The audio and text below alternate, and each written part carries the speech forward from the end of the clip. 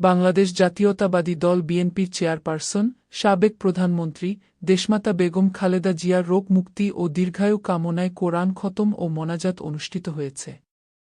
আয়োজনে বড়াইগ্রাম উপজেলা যুবদল।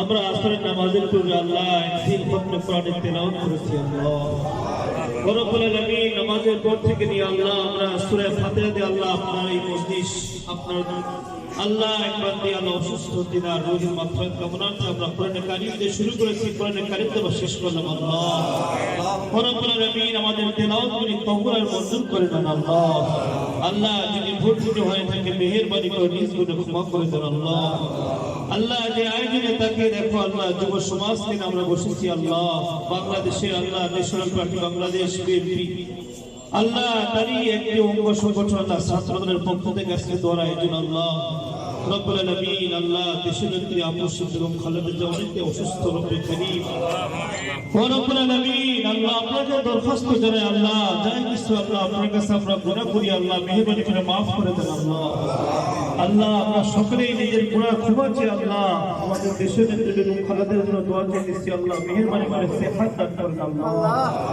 আল্লাহ আপনি সব পারেন। আল্লাহ অসুস্থ থেকে সুস্থ, অসুস্থ মানুষকে অসুস্থ আল্লাহ সব কিছু আপনার হাতে। আল্লাহ বিয়াদিকাল খায়র তুইসু মান তাশা ওয়া তুযিল্লু মান তাশা বিয়াদিকাল খায়র। আল্লাহ আমরা এতগুলি মানুষ আল্লাহ আপনার কাছে দোয়া চাইতেছি আল্লাহ আপনার মেহেরবানি করে আল্লাহ ক্ষমা করে দেন। আল্লাহ আল্লাহ সুস্থতার ব্যবস্থা করে দেন। আল্লাহ